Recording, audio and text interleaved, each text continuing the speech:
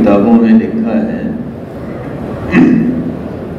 یہ لکھا ہے کہ بھئی ایک شیر جو ہے وہ جب بوڑھا ہونے لگا تو اس نے اپنے بیٹے کو نصیحت کی کہ بیٹے جس سے لڑنا ہے لڑ لینا، جس سے جھگڑنا ہے جھگڑ لینا، لیکن انسان سے بچ کے رہنا۔ تو وہ جو اس کا باپ تھا وہ مر گیا اور یہ جوان ہوا۔ اس نے یہ سوچا کہ انسان پتہ نہیں کون سی بلا ہے جس سے میرا باپ مجھے ڈرا رہا تھا۔ تو جنگل میں تھا، جنگل میں اس نے ایک گھوڑے کو دیکھا۔ اس گھوڑے سے پوچھا کہ تم انسان ہو؟ کہا انسان میری پیٹھ پر بیٹھتا ہے اور مجھے دوڑاتا ہے، میرے پسینے چھوٹ جاتے ہیں، سوال ہی نہیں پیدا ہوتا ہے کہ اس کے حکم سے ادھر ادھر ہو سکوں۔ اس نے سوچا پتہ نہیں یہ کون سی مخلوق ہے۔ پھر اس ذہن میں آیا کہ بھئی یہ انسان اس سے بڑا ہوگا۔ تو اونٹ کو دیکھا، اونٹ سے پوچھا تم انسان ہو؟ اس نے کہا انسان تو ان کا انسانوں کا بچہ ہوتا ہے، وہ ہمارے آگے چل رہا ہوتا ہے اور اس نے نکیل پکڑی ہوتی ہے اور اونٹ قطار در قطار پیچھے چل رہے ہوتے ہیں۔ سوال ہی نہیں پیدا ہوتا کہ انسان کے بچے سے بھی ادھر ادھر ہو سکے۔ شیر حیران ہوا کہ پتہ نہیں یہ کیا بلا ہے، کیا چیز ہے۔ چلتے چلتے اس نے ایک ہاتھی کو دیکھا۔ اس نے کہا یہی انسان ہوگا، اس لیے کہ یہ اس اونٹ سے بھی بڑا ہے۔ اس سے پوچھا کہ بھئی تم انسان ہو؟ اور کہا انسان تو ایسے ہوتے ہیں کہ ہمیں لے کر یہ جو بڑے بڑے شہر ہوتے نا، اس میں وہ گلیوں میں پھیراتے ہیں ہاتھی کو، اور کہتے ہیں وہ جتنے بچے ہوتے ہیں وہ کوئی میرے پیچھے تالیاں پیٹ رہا ہوتا ہے، کوئی کیا کر رہا ہوتا ہے، کوئی کیا۔ سوال ہی نہیں پیدا ہوتا کہ میں کچھ کر سکوں۔ اس نے کہا یہ انسان ہے کیا جس سے سب ڈر رہے ہیں، میرا باپ بھی ڈرا رہا ہے، خیریت تو ہے، پتہ نہیں کون سی مخلوق ہوگی۔ لیکن چلتے چلتے چلتے یہ جنگل کے کنارے پر پہنچ گیا۔ اب وہ جنگل کے کنارے پر ایک آدمی تھا، وہ لکڑیاں کاٹ رہا تھا۔ تو اس کے تو ذہن میں بھی نہیں تھا کہ یہ انسان ہوگا، لیکن اس نے کہا چلو اس سے بھی پوچھ لو، شاید اس کو پتہ تو ہوگا کہ انسان کیا ہوتا ہے، کون ہے، کہاں ہے۔ تو اس نے اس سے ویسے پوچھا کہ بھی تم انسان کو جانتے ہو؟ اس نے کہا ہاں نا، میں انسان ہوں۔ اس نے کہا او میرا باپ کتنا بیوقوف تھا، تم سے مجھے ڈرا رہا تھا۔ اس نے کہا چلو بھائی میرے ساتھ لڑو، میرا باپ اتنا بیوقوف تھا کہ تم سے کہتا تھا اس سے مت لڑنا، تمہیں تو میں 1 منٹ میں ختم کر دیتا ہوں۔ تو وہ انسان سمجھ گیا۔ اس نے کہا بھائی تم تو شیر ہو، جنگل کے بادشاہ ہو، میں ایک کام کر رہا ہوں، یہ لکڑی جو ہے میں نے چیرنا شروع کی ہے، تو یہ اپنے اگلے دونوں پاؤں ہیں نا، یہ وہ چیر رہا تھا، وہ درمیان میں جو ہے اس نے وہ لوہا لگایا ہوا تھا اور کلاڑی سے کاٹ رہا تھا۔ تو اس نے اس کو کہا بھی تم تو شیر ہو اور جنگل کے بادشاہ ہو، اس کے درمیان اپنے پاؤں رکھو اور تم یوں کرو گے یہ لکڑی چر جائے گی اور میرا مسئلہ حل ہو جائے گا، اس کے بعد لڑیں گے، پھر دیکھیں گے کون جیتتا ہے کون۔ میں نے کہا چلو یہ تو کوئی مسئلہ ہی نہیں ہے۔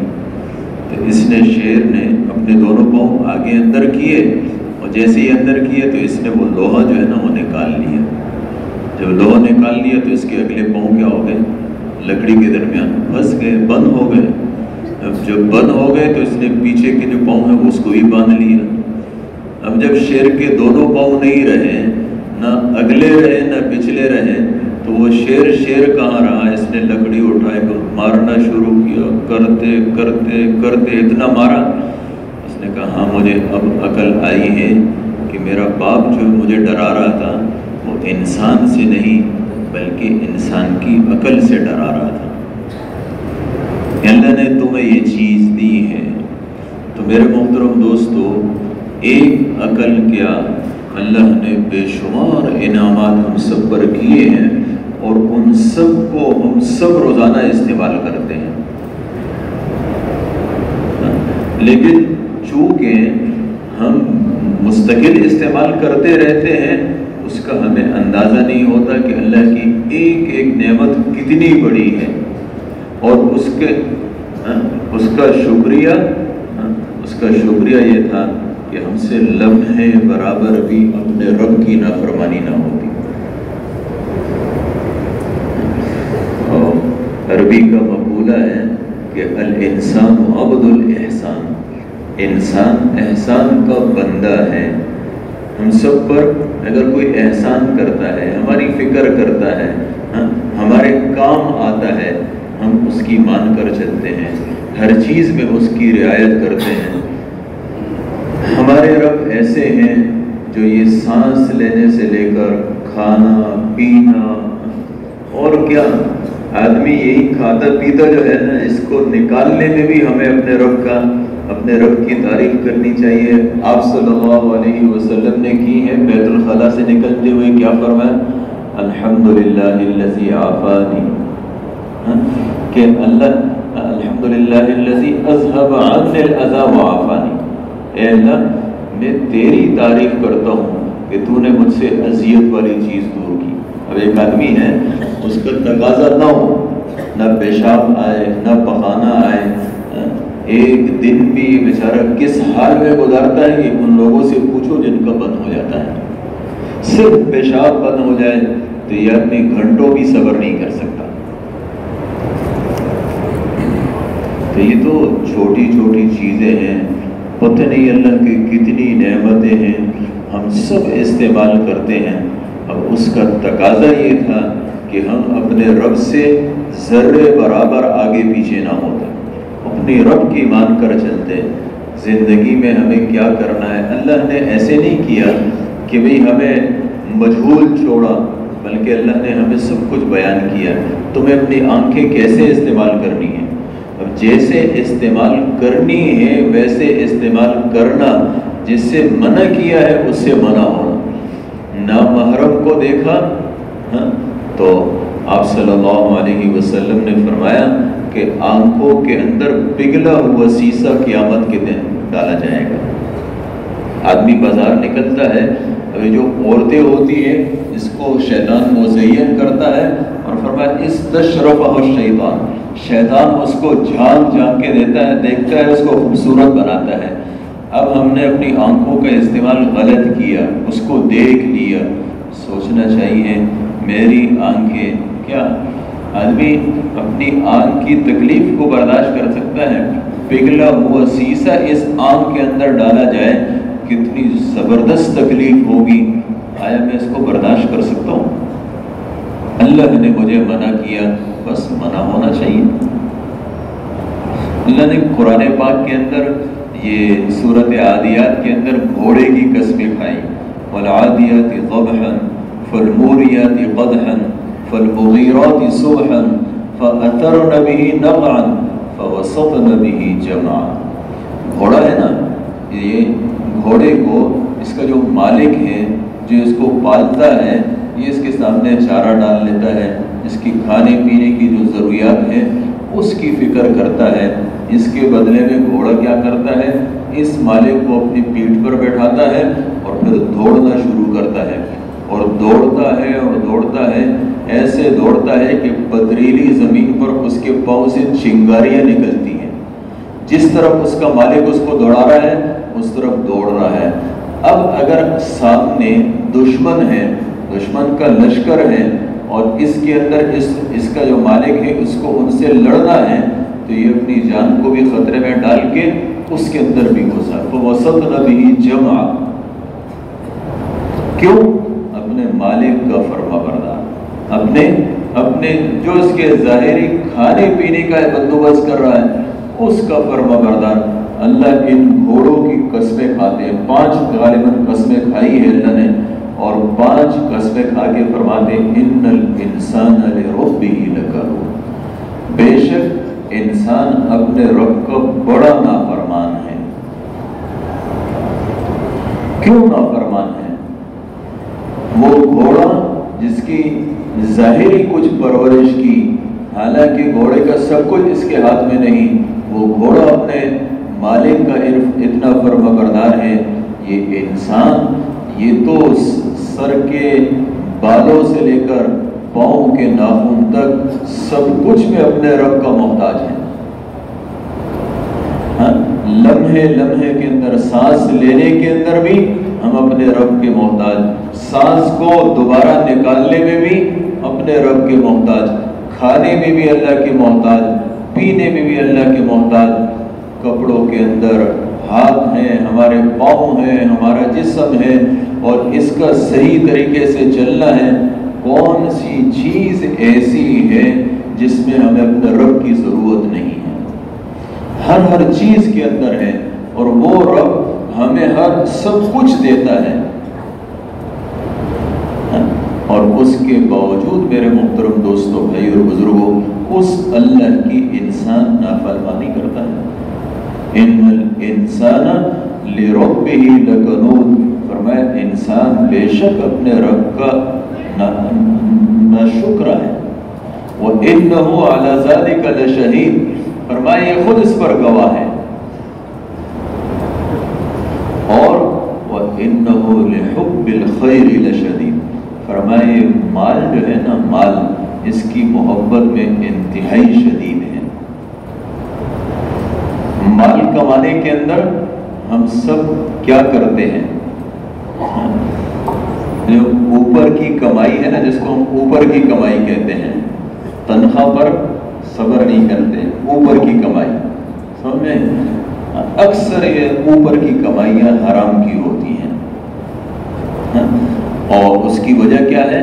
آپ صلی اللہ علیہ وسلم کی دعاؤں میں سے ایک دعا ہے، فرمایا اللہم قنعنی بما رزقتنی ولا تذہب طلبی الی شیء صرفته عنی، اے اللہ تو نے مجھے جو رزق دیا ہے اس پر قناعت نصیب فرما، اور جس چیز کو تو نے مجھ سے روک لیا ہے میری طلب اس طرف نہ لے جا۔ ایک چیز اللہ نے روک لی اور اس کے بعد یہ اس کے اندر طلب کے اندر لگا ہوا ہے، کڑ رہا ہے، اور اس کے اندر یہ حرام کے اندر پڑ رہا ہے، تو اللہ اس سے مجھے بچا۔ تو اللہ نے کیا فرمایا؟ وَإِنَّهُ لِحُبِّ الْخَيْرِ لَشَدِيدٌ، کہ انسان مال کی محبت میں بڑا شدید ہے۔ پتہ نہیں کتنی جگہ پر مال کے کماتے کماتے ہمارے بریک فیل ہو جاتے ہیں، ہمارے دینداروں کی بھی کیا ہو جاتے ہیں؟ فیل ہو جاتے ہیں۔ کراچی کے ایک بزرگ تھے، وہ فرما رہے تھے کہ کہہ رہے تھے کہ ہم لوگ یعنی اس میں مفتی شفیع صاحب رحمۃ اللہ علیہ کہ ان کے پاس گئے ان سے ملنے کے لیے دارالعلوم، کہتے ہیں مفتی صاحب نے فرمایا کہ بھائی جو کچھ امامے اور جبے والوں میں ہوتا ہے یہ کوٹ اور پتلون والوں میں نہیں ہوتا، اور جو کچھ کوٹ اور پتلون والوں میں ہوتا ہے یہ امامے اور جبے والوں میں نہیں ہوتا۔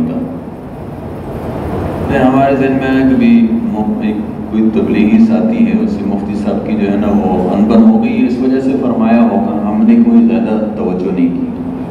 پھر اس کے بعد ہمیں انگلینڈ جانا تھا، سفر میں ہمیں انگلینڈ چلے گئے، اس زمانے میں حج بھی ہوتا تھا، پھر اس کے بعد پھر ہم حج کے لیے آئے، تو مدینہ میں جب ہم آئے تو مفتی شفیع صاحب رحمۃ اللہ علیہ بھی حج کے لیے آئے تھے، مدینہ میں تھے، تو ہم ان سے ملے۔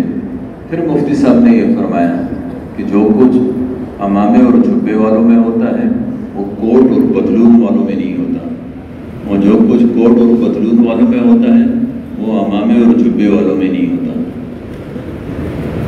کہتے پھر ہم نے ان بند کر دی، آگے ہم مکہ میں گئے، مکہ میں ہم نے یہ سوچا کہ بھئی ہم اپنے یہاں پر پرانے ساتھیوں کو جمع کرتے ہیں، اور مفتی صاحب بھی مکہ میں ہیں تو مفتی صاحب بات کر لیں گے ان سے۔ پھر ہم ان سے ملنے کے لیے گئے تو پھر انہوں نے یہی فرمایا کہ جو کچھ امامے اور جبے والوں میں ہوتا ہے وہ کوٹ اور پتلون والوں میں نہیں ہوتا، اور جو کچھ کوٹ اور پتلون والوں میں ہوتا ہے یہ امامے اور جبے والوں میں نہیں ہوتا۔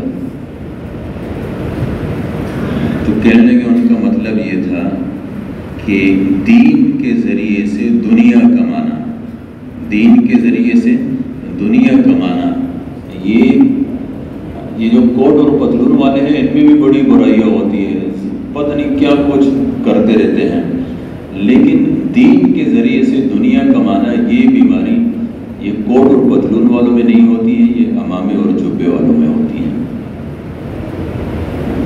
تو یعنی اپنے دین کو خالصتاً اللہ کے لیے، مال غنیمت ہے، مال غنیمت جائز ہے، لیکن اس کے باوجود حضور پاک علیہ السلام نے کیا فرمایا؟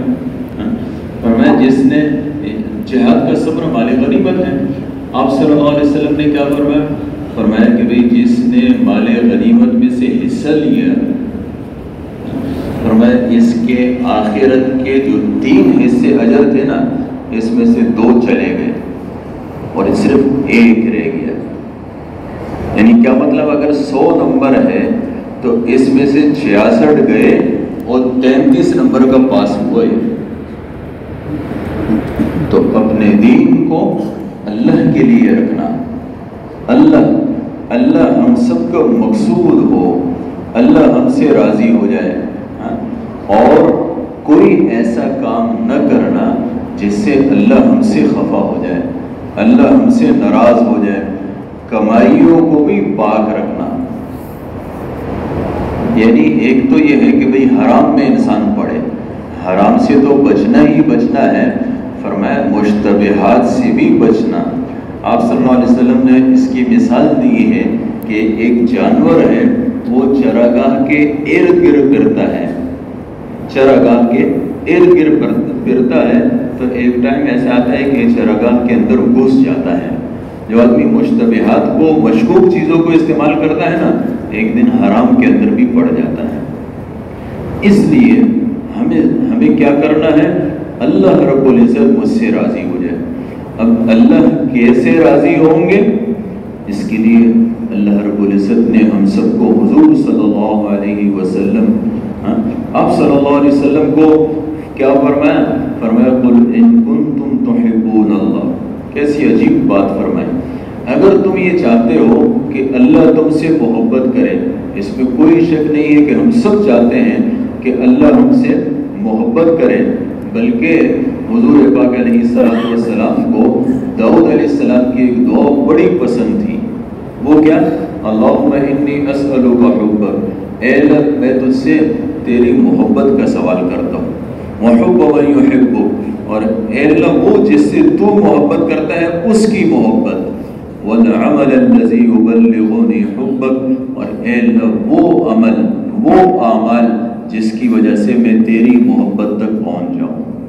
اور ایک جگہ فرمایا اللہم اجعل حبک احب الی من نفسی واہلی ومن الماء البارد، اے اللہ تو اپنی محبت مجھ کو اپنی محبت میری جان سے بھی زیادہ عزیز کر دے، میرے مال سے بھی، میرے اہل و عیال سے بھی، اور سخت گرمی کے اندر ٹھنڈے پانی سے بھی، اس سے بھی زیادہ میرے دل کے اندر تیری محبت ہو۔ تو اللہ کی محبت ہم سب کا مطلوب ہے، اور ہم سب چاہتے ہیں کہ اللہ ہم سے محبت کرے۔ کیسے نہیں؟ بھئی اللہ کی محبت سے، اللہ کے چاہنے سے ہمارے مسائل حل ہوں گے۔ تو فرمایا قل ان کنتم تحبون اللہ، اگر تم یہ چاہتے ہو کہ تم سے اللہ محبت کرے، اب اس کا کیا طریقہ ہے؟ اللہ کیسے محبت کریں گے؟ فرمایا فاتبعونی، تم لوگ میری اتباع کرو، حضور پاک علیہ السلام کی اتباع کرو۔ آپ صلی اللہ علیہ وسلم ہم سب کے لیے بہترین نمونہ ہیں، جو اللہ کو ہمارے پیغمبر کی ساری ادائیں پسند تھی۔ آپ صلی اللہ علیہ وسلم کی سیرت کو معلوم کیا جائے، آپ صلی اللہ علیہ وسلم کے سنت اعمال کو معلوم کیا جائے، اس پر چلا جائے. اور فخر کیا؟ حضرت حذیفہ رضی اللہ عنہ شام میں تھے، وہاں کے گورنر تھے، اور ان کا ایک خادم تھا، وہ ان کے سامنے کھانا رکھ رہا تھا، اور ان کے ساتھ حضرت حذیفہ رضی اللہ عنہ کے ساتھ وہ شام کے جو رؤساء تھے وہ بیٹھے ہوئے تھے. اب ایک لقمہ گرا تو انہوں نے فوراً اٹھا لیا، حضرت صاف کیا حضرت حذیفہ رضی اللہ عنہ، اور اس کو کھانے لگے. ان کا غلام کہنے لگا بھئی آپ دمشق میں ہو اور شام میں ہو، یہاں کے لوگ اس کو پسند نہیں کرتے. تو کیا فرمایا؟ اترک سنت حبیبی بہؤلاء الحمقاء، کہ کیا میں اپنے حبیب کی سنت کو ان احمقوں کی وجہ سے چھوڑ دوں؟ آپ صلی اللہ علیہ وسلم کی سنت زندگی کو اختیار کرنا. آپ وہ حاجی عبدالوہاب صاحب فرماتے تھے کہ صحابہ کرام حضور صلی اللہ علیہ وسلم کی سنت زندگی کو سنت کی وجہ سے اختیار کرتے تھے، کہ آپ کی سنت ہے اس وجہ سے اختیار کرتے ہیں، اور ہم سب سنت کو اس وجہ سے چھوڑتے ہیں کہ سنت ہی تو ہے. وہ اختیار کرتے تھے کہ سنت ہے، اور ہم چھوڑتے ہیں کہ سنت ہی تو ہے. نہیں میرے محترم دوستو، آپ صلی اللہ علیہ وسلم کی ساری سنتیں، چاہے وہ سنت زوائد میں ہیں، چاہے مؤکد میں ہیں، چاہے غیر مؤکد میں ہیں، یہ سب ضروری ہے اور سب پر عمل کرنا ہے، اور ان سب سے ہماری زندگی بنے گی. غالباً حضرت ابو ذر رضی اللہ عنہ تھے، پانی دے رہے تھے زمین میں، پانی دیتے دیتے کسی بات پر غصہ آیا، ایک دم بیٹھ گئے. جب بیٹھے تو وہ نیچے تو کھیت میں پانی لگا ہوا تھا، وہ سارا کیچڑ تھا، یہ بیٹھ گئے، کپڑے سارے کے سارے لت پت ہو گئے. کسی نے کہا کہ بھئی یہ کیا کیا؟ اس نے کہا مجھے میرے پیغمبر صلی اللہ علیہ وسلم کا ارشاد پہنچا ہے کہ آپ صلی اللہ علیہ وسلم جب بھی کسی بات پر غصہ آتا تھا تو آپ صلی اللہ علیہ وسلم نے فرمایا کہ بھئی اگر کھڑے ہو تو بیٹھ جاؤ. تو آپ صلی اللہ علیہ وسلم تو حضرت ابو ذر بیٹھ گئے. ہم ہوتے تو ہم کیا کرتے کہ جی بیٹھنا تو چاہیے، لیکن کہاں بیٹھنا چاہیے؟ نیچے چٹائی ہو، نیچے قالین ہو، نیچے چارپائی ہو، کرسی ہو، پھر بیٹھنا چاہیے. اس کا مطلب کہ زمین پر کیسے بیٹھ جائیں، کیچڑ میں بیٹھ جائیں؟ لیکن صحابہ ان سب چیزوں سے بس، ان کے ہاں آپ صلی اللہ علیہ وسلم کی ہر ادا محبوب تھی اور اس پر عمل کرتے تھے. یہ تبلیغ کی محنت بھی اسی بات کی ہے کہ آپ صلی اللہ علیہ وسلم کی زندگی امت میں عام ہو جائے. آپ صلی اللہ علیہ وسلم کی زندگی کی ہر ادا کو مسلمان بطور فخر کے کرنے والا ہو. آپ نے اپنی شکل کیسے بنائی، ہمیں اپنی شکل ویسے ہی بنانی ہے. آپ صلی اللہ علیہ وسلم نے کیسے لباس استعمال کیا، ہمیں ویسے ہی کرنا ہے. ایسے ہو نہیں سکتا کہ ہم پیغمبر صلی اللہ علیہ وسلم کی سنتوں کو اپنائیں اور اللہ ہمیں محروم کر دے. ایسے نہیں ہو سکتا. فرمایا قل ان کنتم تحبون اللہ، تم کہو کہ اگر تم یہ چاہتے ہو کہ اللہ تم سے محبت کرنے لگے، طریقہ یہ ہے کہ فاتبعونی، تم لوگ میری اتباع کرو، یحببکم اللہ، اللہ تمہیں پسند کرنے لگیں گے، اللہ تم سے محبت کرنے لگیں گے، ویغفر لکم ذنوبکم، اور اللہ تمہارے گناہوں کو بھی معاف کر دیں گے. تو اس لیے ہمیں اپنی زندگی کو با تکلف آپ صلی اللہ علیہ وسلم کی سنتوں کی طرف ڈالنا ہے، دل چاہے کہ نہ چاہے. آپ صلی اللہ علیہ وسلم کی سنتوں کو اختیار کرنا. اور میرے محترم دوستوں، بھائی اور بزرگوں، نماز ہے، اس نمازوں کو بنا کے پڑھنا. نماز اتنی اہم عبادت ہے. اللہ نے بار بار کئی قرآن پاک فرمایا اے الذین آمنوا استعینوا بالصبر والصلاۃ، اے لوگوں، اے مومنوں، تم اللہ سے مدد چاہو نماز کے ذریعے سے، دین پر جمنے کے ذریعے سے. اور اب وہ وہ جو نماز ہے نا، نماز اس کے یعنی ایک ایسی چیز ہے جس سے پوری زندگی انسان کی بنتی ہے. نماز بن گئی، پوری زندگی میں اللہ کا دین انسان کی زندگی میں آ جائے گا.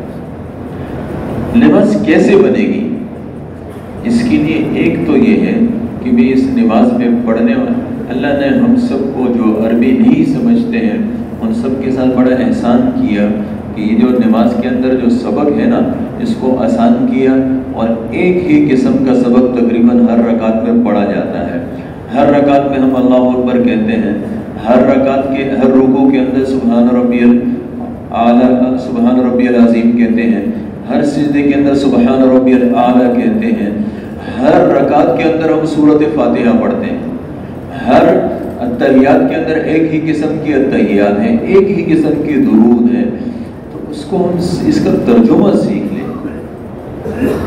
اب آپ خود سوچیں، آدمی رکوع کے اندر سر جھکاتا ہے، کیوں جھکاتا ہے؟ کیا مطلب؟ اللہ جیسے میں نے اپنا سر جھکا دیا، میں نے اپنا اللہ اس طریقے سے میں تیرے سارے کے سارے احکام کے سامنے سر خم تسلیم. اذ قال له ربه اسلم قال اسلمت لرب العالمین. ابراہیم علیہ السلام کو اللہ نے فرمایا کہ میری مان کے چلو، فرمایا اسلمت لرب العالمین، میں نے رب العالمین کے سارے احکامات کو تسلیم کیا. رکوع کے اندر ہم نے اپنے سر کو جھکا دیا اللہ کے سامنے کہ اے اللہ جیسے میرا سر تیرے سامنے جھکا ہوا ہے ایسے ہی میں تیرا ہر حکم پورا کروں گا. سجدہ ہے، سجدے کے اندر تو انسان اللہ کی سب سے زیادہ قریب ہوتا ہے، اور فرمایا کہ انسان سجدہ کرنے والا اس کا سر رحمان کے قدموں پر ہوتا ہے. اب ہم نے اپنے سر کو نیچے کیا، زمین پر پیشانی کو رکھا، اپنی ناک کو زمین پر رکھا. کیا مطلب؟ اے اللہ تو بڑا، تو ہر عیب سے پاک، اور اے اللہ جس طریقے سے میرا سر سے تیرے سامنے جھکا ہے یہ صرف سر نہیں ہے، میرا سارا کا سارا جسم تیرے حکم کے سامنے جھکے گا، تیرے حکم کو پورا کرے گا. انسان نماز پڑھتا ہے، اللہ رب العزت نمازی کی طرف مکمل توجہ فرماتے ہیں. اگر ہم نے اپنے نمازوں ابھی دیکھیں نا، نماز سے انسان کو بہت کچھ ملتا ہے. اس وجہ سے کیا ہوتا ہے آپ خود سوچیں، نماز کے اندر آپ کو ایک لمحے کے لیے بھی شیطان وہ نماز کی طرف متوجہ ہونے نہیں دے گا. آپ نماز پڑھیں گے، کبھی ایک قسم کا خیال، کبھی دوسرے قسم کا خیال، کبھی تیسرے، کبھی دنیا کے خیالات. وہ جو آدمی تبلیغ والا ہے، دیندار ہے، اس کو دین کی چیزوں کے خیالات. تشکیل ہے، میں تو نماز کے اندر تشکیل کا سوچ رہا تھا. نہیں، تشکیل کا بھی مت سوچو، کسی چیز کا بھی مت سوچو. اقیم الصلاۃ لذکری، اللہ نے فرمایا نماز کو تو میری یاد کے لیے قائم کرو. ان تعبد اللہ کأنک ترا، فرمایا اللہ کی عبادت ایسے کرو جیسے تم اللہ کو دیکھ رہے ہو. دنیا کا چھوٹا سا عہدیدار ہے، اس کے سامنے لوگ ایسے اٹینشن کھڑے ہوتے ہیں، ایک دم متوجہ ہوتے ہیں کہ جی اس کے حکم کہیں ایسے نہ ہو کہ یہ کچھ فرمائے اور میری سمجھ میں نہ آئے. تو میرے محترم دوستو، اللہ کے سامنے کھڑے ہو اور اللہ ہماری طرف متوجہ ہو اور ہم اللہ کی طرف متوجہ نہ ہو. یا دنیا کے اندر ہم جو کچھ کرتے ہیں، کیا اس میں کوئی ایسی مثال ملتی ہے ہم دوست کے سامنے ہو، وہ ہمارے ساتھ باتیں کر رہا ہو اور ہم کسی اور طرف متوجہ ہوں؟ المصلی یناجی ربہ، فرمایا نمازی تو اپنے رب سے سرگوشی کرتا ہے. کیا خیال ہے اگر کسی دوست کے ساتھ ہم ایسی سرگوشی کریں جیسے ہم نماز پڑھتے ہیں؟ ہمیں پتہ نہیں ہوتا، ہم ہی نماز پڑھتے ہیں، ہمیں پتہ نہیں ہوتا کہ میں نے کیا پڑھا. التحیات پر بیٹھتے ہیں تو سورۃ فاتحہ پڑھ لیتے ہیں، اور جب کھڑے ہوتے ہیں تو اس کے کھڑے التحیات شروع ہو جاتی ہے، اور اس کے بعد پھر علماء کے پاس جاتے ہیں، جی سمجھ میں نہیں آیا، بس وہ ہو گیا، اب کیا کروں. تو اس کی وجہ کیا ہے؟ ہماری نماز کے اندر توجہ نہیں ہوتی، دھیان نہیں. اس کی مشق کرنا، یعنی شیطان ہمیں نہیں چھوڑے گا، شیطان اپنا کام کرتا رہے گا اور بار بار ہمارے، لیکن اتنی بات ہے کہ اگر ہم کوشش کرتے رہیں گے اللہ رب العزت ہماری مدد کرے گا، انشاءاللہ نماز کے اندر دھیان پیدا ہو جائے گا۔ ہاں البتہ محنت کرنا ضروری ہے۔ آپ صلی اللہ علیہ وسلم کی دعاؤں میں ہے اللہم اجعلنی اخشاک کانی اراک ابدا، اے اللہ مجھے اپنے سے ایسے خوف نصیب فرما جیسے تو میرے سامنے ہے۔ اور یہ جو ہماری زندگی ہے، اس زندگی کے اندر ہمیں کیا کرنا ہے کیا نہیں کرنا، اس کے لیے بھی اپنے علماء کے پاس جانا۔ علماء ہماری ضرورت ہے، علماء سے پوچھ کے اپنی زندگی گزارنا۔ جو کچھ کرتے ہیں یہ حلال ہے کہ حرام ہے، اس میں علماء سے پوچھنا، جائز ہے ناجائز ہے۔ اللہ رب العزت نے قرآن پاک میں فرمایا ہے ثم اورثنا الکتاب الذین اصطفینا من عبادنا، فرمایا پھر میں نے اپنی کتاب کا وارث ان لوگوں کو بنایا جن کو میں نے چنا ہے اپنے بندوں میں سے۔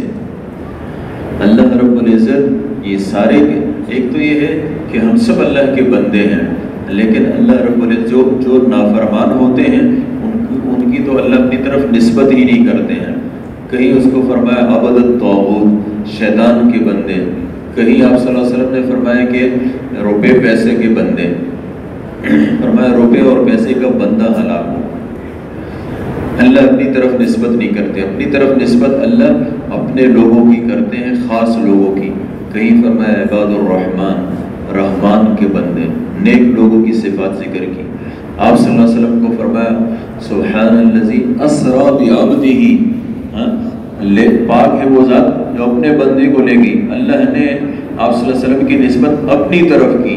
اب دیکھنا یہ ہے کہ اللہ نے ایک تو یہ فرمایا کہ من عبادنا، میرے بندے، پھر جو میرے بندے ہیں جس کو اللہ میرے بندے فرما رہے ہیں اس میں اللہ نے چناؤ کیا، اور جس کو چنا اس کو قرآن پاک کا علم عطا فرمایا، احادیث کا علم عطا فرمایا۔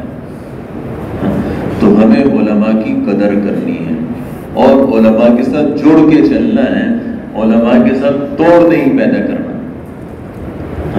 اور یہ تو سیدھی بات ہے، ہمارے بڑے فرماتے ہیں کہ پہلے دل لو پھر دل لو، فرمایا پہلے دل لو پھر دل لو۔ اگر ہم علماء کا دل لے لیں گے نا تو پھر ان کے دل لینا، ان کو اپنے ساتھ اللہ کے راستے میں لے کے جانا یہ بھی آسان ہو جائے گا۔ اور ہمیں اپنی نمازوں کے اندر دھیان نصیب ہو جائے، توجہ نصیب ہو جائے، اس کے لیے ہمارے حضرات یہ فرماتے ہیں کہ اللہ کے ذکر کی بہت فضائل ہیں۔ وَالذَّاكِرِينَ اللَّهَ كَثِيرًا وَالذَّاكِرَاتِ، اللہ نے فرمایا ذکر کرنے والے، کثرت سے ذکر کرنے والے مرد اور عورتیں، اعد اللہ لهم مغفرۃ واجرا عظیما، اللہ نے ان کے لیے مغفرت کو اور بڑے اجر کو تیار کر رکھا ہے۔ تو اللہ کا ذکر کریں گے، اللہ کو اللہ کے پیارے پیارے ناموں سے یاد کریں گے، اس کے لیے میرے محترم دوستو یہ جو تیسرا کلمہ ہے، درود شریف ہے، استغفار ہے، اس کو صبح شام کرنا، لیکن کم سے کم 100 مرتبہ، لیکن یہ ہے کہ توجہ اور دھیان سے۔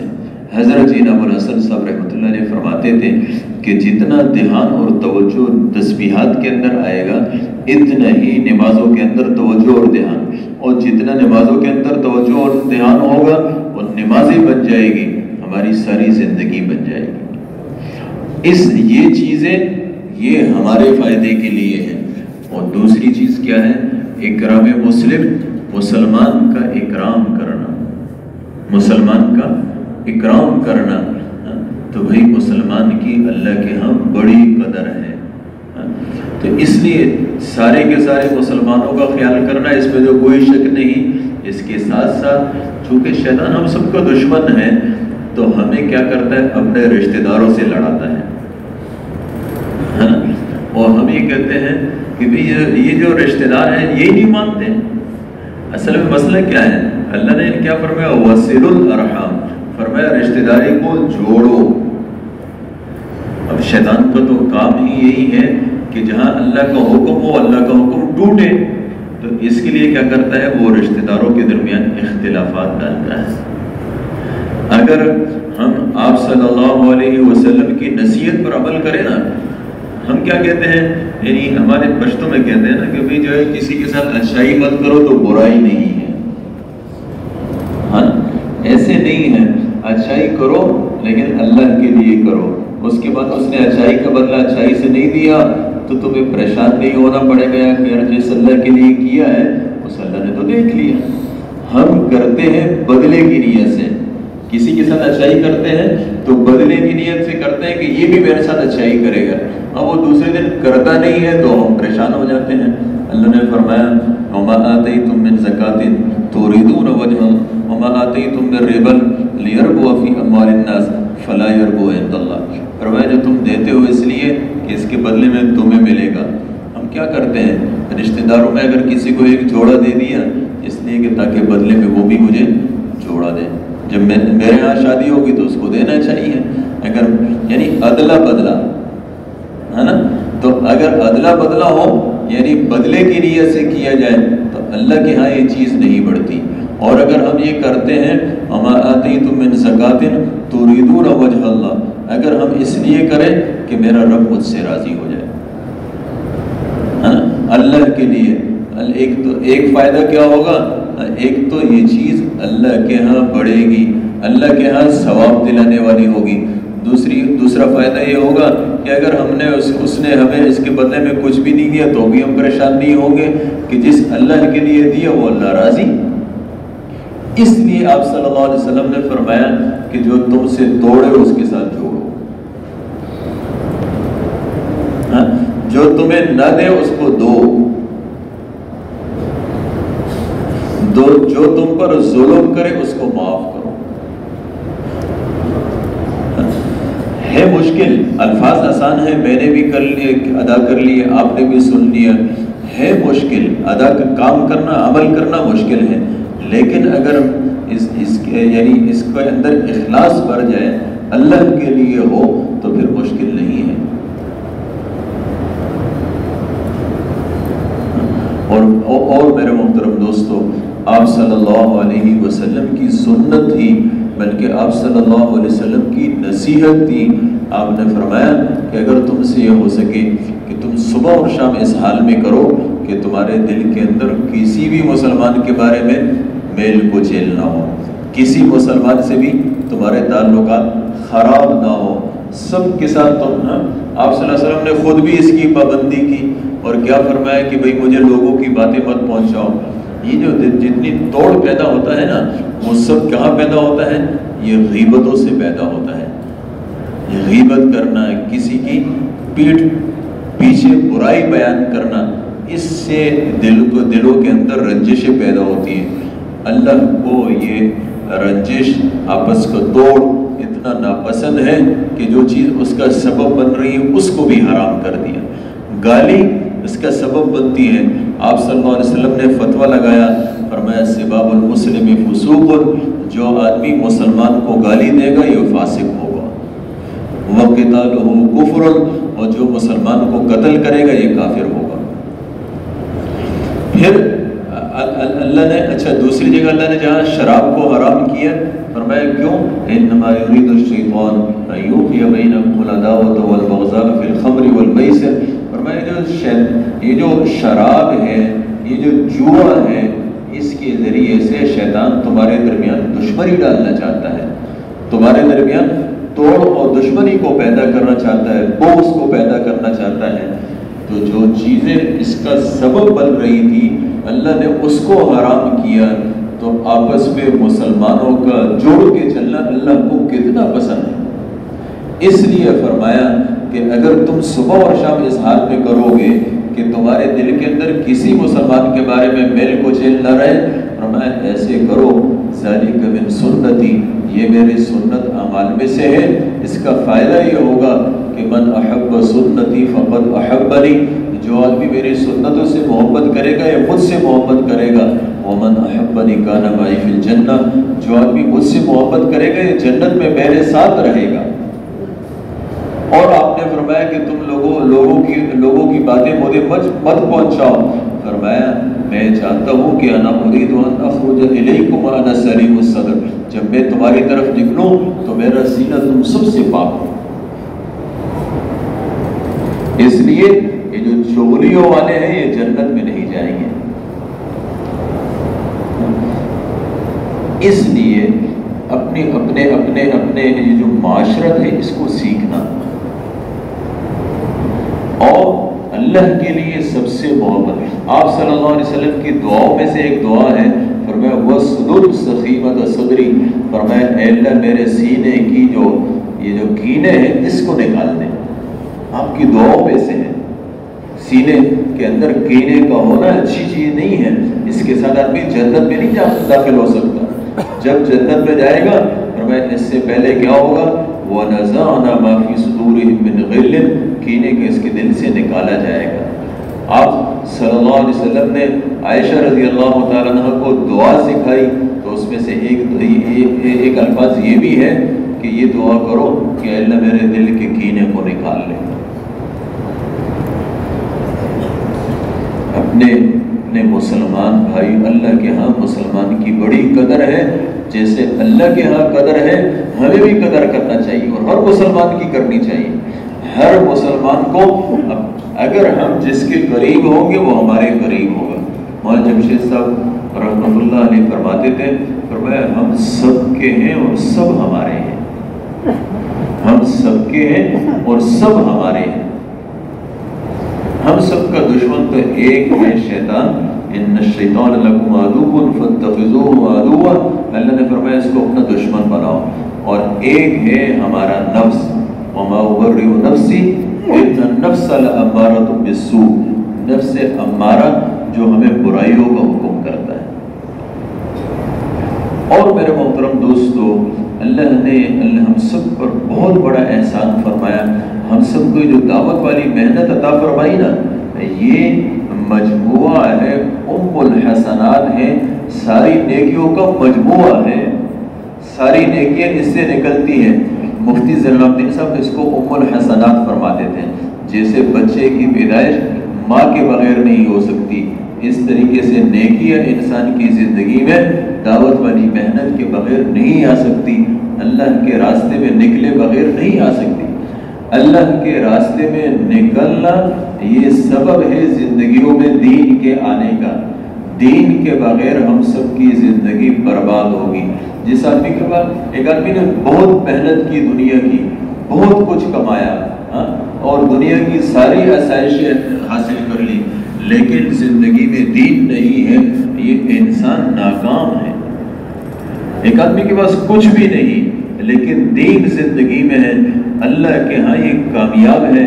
فمن زحزح عن النار وادخل الجنۃ فقد فاز، فرمایا جہنم سے بچا اور جنت میں گیا، کامیاب تو ہے ہی یہی. اب یہ دین انسان کی زندگی میں کیسے آئے گا، اس کے لیے ایک ہی طریقہ ہے کہ اس آدمی کو اللہ کے راستے میں نکالا جائے، اور اس کے لیے طریقہ انفرادی دعوت ہے، جس کو آج اللہ معاف کرے ہم سب نے چھوڑ دیا. ہم سب بیانوں پر اکتفا کرتے ہیں، بھئی بیان سن لو. ہم ایک بات مشورے میں بیٹھے ہوئے تھے پرائیویٹ کے اندر، تو علماء کا بیان کون کرے؟ حاجی صاحب بھی بیٹھے ہوئے تھے، حاجی صاحب فیصلہ فرما رہے تھے. اکثر علماء نے کہا مولانا احسان صاحب کریں، تو حاجی صاحب فوراً متوجہ ہوئے. انہوں نے کہا مولویوں تمہارا ایمان دعوت کے سننے سے نہیں بنے گا، تمہارا ایمان تو دعوت دینے سے بنے گا. تو اگر ہم اپنا ایمان بنانا چاہتے ہیں اس کے لیے دعوت ضروری ہے. آج تو ہم اپنے جو اس میں گشتوں میں جاتے ہیں نا، جو ہمارے ملاقاتوں کا 2.5 گھنٹے کا ٹائم ہے، اس میں بھی ہم دعوت نہیں دیتے، جاتے ہی مطالبہ کرتے ہیں. مطالبہ کرنے سے نہ جس کو دعوت دی جا رہی اس کا فائدہ نہ اس کا فائدہ، اور نہ وہ تیار ہوتا ہے. اللہ نے حضرت موسیٰ علیہ السلام کو کیا فرمایا؟ فرمایا وَأَنَا اخْتَرْتُكَ، میں نے تمہیں پسند کر لیا. اب جب پسند کر لیا تو پھر کیا ہے؟ پھر اس کے بعد اللہ نے ترغیب دی، دعوت دی، اِنَّنِي أَنَا اللَّهُ لَا إِلَٰهَ إِلَّا أَنَا فَاعْبُدْنِي. فرمایا کہ دیکھو میں ہی اللہ ہوں، میرے علاوہ کوئی اللہ نہیں، میری عبادت کرو، نماز کو میرے یاد کے لیے قائم کرو۔ آگے آگے اللہ نے پھر آخرت کا ذکر کیا، ان الساعۃ آتیۃ اکاد اخفیھا لتجزی کل نفس بما کسبت۔ پھر اس کے بعد اللہ رب العزت نے علم دیا، سمجھ دی، دیکھو مشاہدہ کرایا کہ ڈنڈا ہے زمین پر پھینکا، اس سے ایک نقصان والی چیز بنی، اور اسی ڈنڈے کو تم نے اٹھایا، اسی جو اجدہ ہے اس کو اٹھایا، اس سے اللہ نے پھر فائدے والی چیز بنا دی۔ نفع و نقصان اللہ کے ہاتھ میں ہے، اللہ جب چاہیں گے نفع والی چیز سے نقصان بھی دے سکتے ہیں، نقصان والی چیز سے نفع بھی دے۔ یہ ترغیب دے کے سمجھا کے اس کے بعد تشکیل کی ہے اذهب الى فرعون انه طغى، فرمایا فرعون کے بعد جاؤ، فرعون سرکش ہو چکا ہے۔ مطالبہ بعد میں کیا ہے، ترغیب پہلے دی ہے۔ ہم چاہتے ہی ترغیب دیتے ہیں، ہم چاہتے ہی مطالبہ کرتے ہیں، ترغیب نہیں دیتے ہیں۔ اس ترغیب نہ دینے کی وجہ سے کیا ہوتا ہے، ہمارا اپنا نقصان ہوتا ہے۔ کچھ لوگ ایسے تھے جن کے دلوں پر اللہ نے مہریں لگائی، ختم اللہ علی قلوبہم وعلی سمعہم وعلی ابصارہم غشاوہ، اللہ نے ان کے دلوں پر، ان کی آنکھوں پر، ان کے کانوں پر مہر لگائی، فرمایا یہ ایمان نہیں لائیں گے۔ ان الذین کفروا سواء علیہم اانذرتہم ام لم تنذرہم لا یؤمنون، یعنی ایسے پکے کافر، پھر بھی اللہ تعالیٰ نے یہ نہیں فرمایا کہ ان کو دعوت مت دو اس لیے کہ ان کے اوپر مہریں لگ چکی ہیں، یہ نہیں فرمایا۔ کیوں؟ اس لیے کہ دعوت دینے سے سامنے والے کا فائدہ نہ ہو، یہ دعوت دینے والے کا فائدہ ضرور ہوتا ہے۔ تو ہم جب دعوت نہیں دیتے ہیں کسی کو، اللہ کی بڑائی بیان نہیں کرتے، حضور صلی اللہ علیہ وسلم کے طریقوں میں کامیابی کو بیان نہیں کرتے، اللہ کے راستے میں نکلنے کے فضائل بیان کریں اور اتنے بیان کریں کہ ہمارا اپنا دل کہنے لگے کہ ابھی انشاءاللہ یہ اس تقاضے پر تیار ہوگا، اس کے بعد مطالبہ۔ یہ آپ صلی اللہ علیہ وسلم کی بھی سنت تھی۔ آپ صلی اللہ علیہ وسلم حکم بن کیسان، اس کو صحابہ گرفتار کر کے لے کر آئے، حضور صلی اللہ علیہ وسلم نے انفرادی دعوت شروع کی، دیتے رہے، بات کرتے رہے، وہ سن رہا ہے اور ٹس سے بس نہیں ہو رہا۔ حضرت عمر رضی اللہ عنہ کو غصہ آیا، نے کہا دانی یا رسول اللہ اضرب عنقہ فانہ منافق، یا رسول اللہ مجھے چھوڑے، اس کی گردن اڑا دوں، یہ تو منافق ہے، یہ کیوں اپنے آپ کو تھکا رہے ہیں؟ آپ صلی اللہ علیہ وسلم نے اس طرف توجہ ہی نہیں فرمائی، اور لگے رہے، بات کرتے رہے حتیٰ کہ وہ اسلام میں داخل ہو گیا۔ جیسے اسلام میں داخل ہوا، حضرت عمر رضی اللہ عنہ سوچ رہے ہو بھائی وہ تو پیغمبر تھے، تمہیں کیا ضرورت تھی درمیان میں بولنے کی؟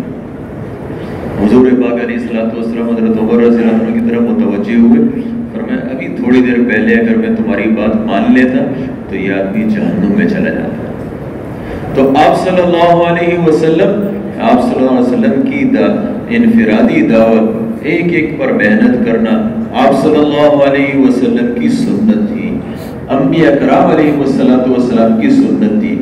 نوح علیہ السلام نے اللہ کو اپنی کارگزاری بیان کی انفرادی دعوت میں، ثم انی اعلنت لهم واسررت لهم اسرارا، اے اللہ میں نے اعلانیہ بھی دعوت دی اور ایک کو بھی سمجھایا۔ اور جو آدمی انفرادی دعوت میں جتنا انسان تیار ہوتا ہے، اجتماعی میں نہیں ہوتا۔ تو اس لیے میرے محترم دوستو، اگر ہم یہ چاہتے ہیں کہ ہمیں بھی دعوت سے فائدہ ہو، ہمارے جو 2.5 گھنٹے ہیں اس میں ہماری ایمانی کیفیت بڑھے، اس کے لیے ضروری ہے کہ ہم ترغیب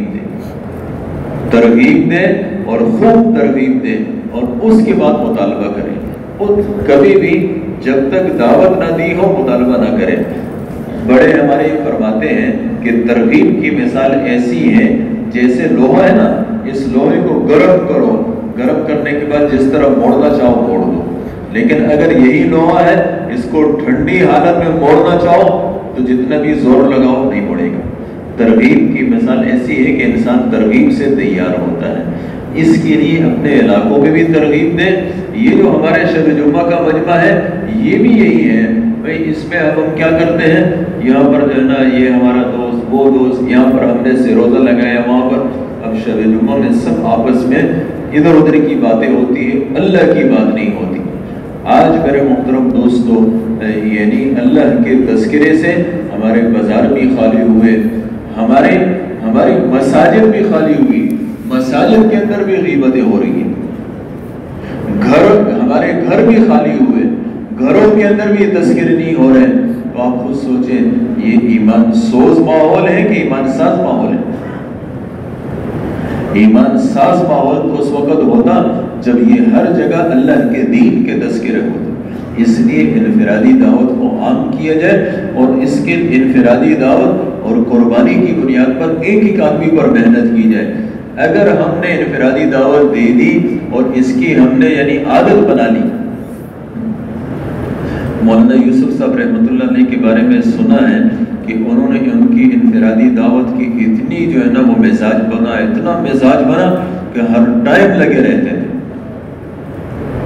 تو اس کے لیے میرے محترم دوستو، اس انفرادی دعوت کے ذریعے سے ہمارا اپنا بھی دین پر چلنا چاہیے، آسان ہوگا، اور دوسرے جس کو ہم نکالیں گے اس کا وہ جتنی زندگی میں اعمال کرے گا اس کا بھی ہمیں اجر ملے گا۔